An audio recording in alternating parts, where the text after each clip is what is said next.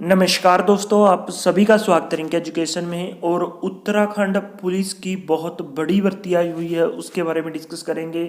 Total 1521 पद हैं और जानेंगे कि एज लिमिट क्या है, कौन कौन इस पोस्ट्स को अप्लाई कर सकते हैं, एजुकेशन क्वालिफिकेशन क्या है और किस जो कैडर में कितने पद हैं और कौन कौन इनको अप्लाई कर सकता है, एजुकेशन क्वालिफिकेशन, एज लिमिट, सभी बातों के ऊपर विस्तार से चर्चा करेंगे। बस आप इस वीडियो को शुरू से लेकर एंड तक जरूर देखें और कृपया इन वीडियोस को लाइक भी जरूर करें ताकि आगे जो आने वाली वीडियोस हैं वो भी आपको मिलती रहें। और उत्तराखंड पुलिस में ये भर्ती आई हुई है, टोटल 1521 पद हैं और जिसमें जो 785 पद हैं वो आपके जिसमें 785 पद हैं जो आपकी जनपदीय पुलिस है उसमें है। और उसके बाद PAC और IRB में 291 पद हैं और फायरमैन के 445 पद हैं। टोटल 1521 पद हैं, टोटल 1521 पद हैं जिसमें जो जनपदीय पुलिस है उसके 785 पद हैं, IRB के 291 पद हैं जिसमें PAC भी है और 445 पद हैं फायरमैन के। ठीक है, और रिक्तियों की संख्या घटाई व बढ़ाई जा सकती है। ठीक है, इनको पद बढ़ा भी सकते हैं।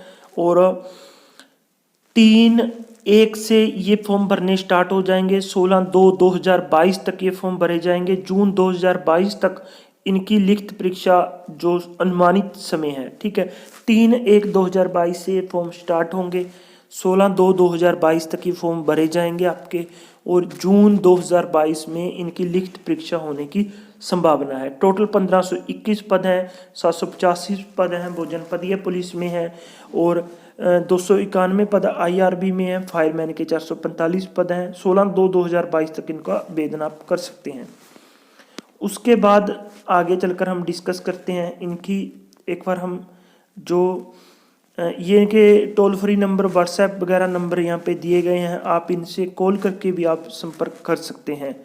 उसके बाद वस्तु युक्त चयन वस्तु प्रकार के ऑनलाइन परीक्षा आयोजित कराई जाएगी। ठीक है, ऑफलाइन या ऑनलाइन इनमें परीक्षा आपकी हो सकती है, वो उसकी सूचना आपको दे दी जाएगी। उसके बाद इन्होंने क्या दिया है कि जो इन्होंने पद दिए हैं, ठीक है, जिसमें ये है 785 पद हैं। ठीक है, और 291 पद हैं। ये इनकी IRB और उत्तराखंड आरक्षी पुलिस जो पुलिस विभाग की पोस्ट है, 785 पद वो दिए हैं जिसमें 291 ये हैं और 785 आपके ये हैं। उसके बाद इनके लिए आपका जो वेतनमान होगा वो 21,700 से 69,100 रुपये होगा और 30% जो महिलाओं के लिए 30% जो आरक्षण है वो भी व्यवस्था लागू नहीं होगी।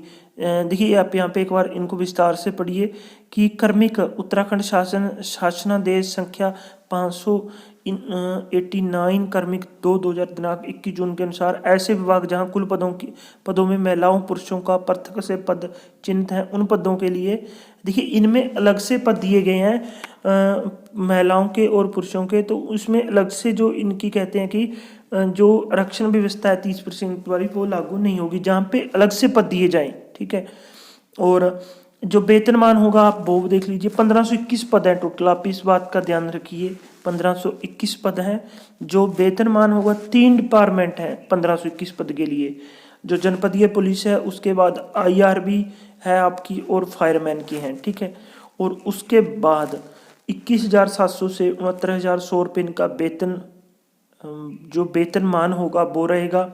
उसके बाद जो शैक्षिक आपकी जो योग्यता है वो देख लीजिए कि इंटरमीडिएट की परीक्षा पास की होनी चाहिए। ठीक है, उत्तराखंड विद्यालय शिक्षा परिषद रामनगर नैनीताल द्वारा मान्यता प्राप्त इंटरमीडिएट की उत्तीर्ण की होनी चाहिए, या इसके समक्ष कोई भी परीक्षा आपकी जो आपका जो एजुकेशन क्वालिफिकेशन यहाँ पे होनी चाहिए। उसके बाद जो आपकी हाइट है वो 165 सेंटीमीटर होनी चाहिए सामान्य वर्ग के लिए, और जो पर्वतीय क्षेत्र हैं उनके लिए 160 सेंटीमीटर होनी चाहिए और अनुसूचित जनजाति के लिए 157 सेंटीमीटर यहाँ पे होनी चाहिए।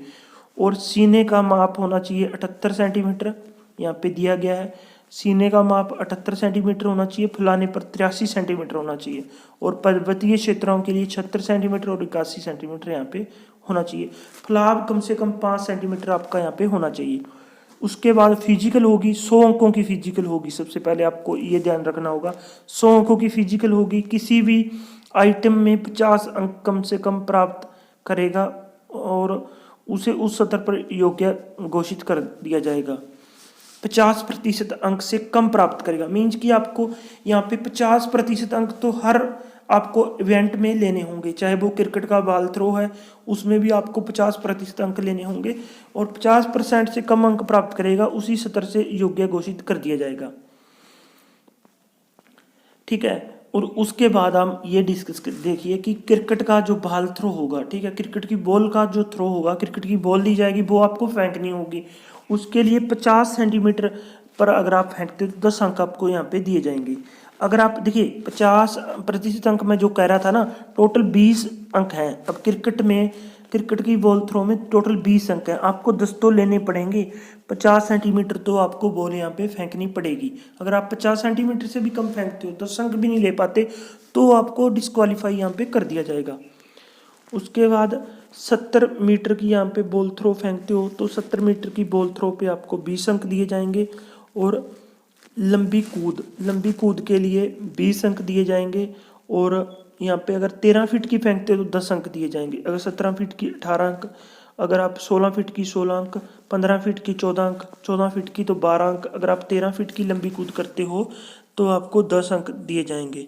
18 फीट की लंबी कूद करते हो तो 20 अंक, अगर आप 13 फीट की करते हो तो 10 अंक। ठीक है, उसके बाद चिनिंग अप बीम, ठीक है, बीम है आपको यहाँ पे 5 बार अगर आप छूते हो तो 10 अंक, 7 बार छूते हो तो 12 अंक, 8 बार 14 अंक, 9 बार 16 अंक, 10 बार 20 अंक।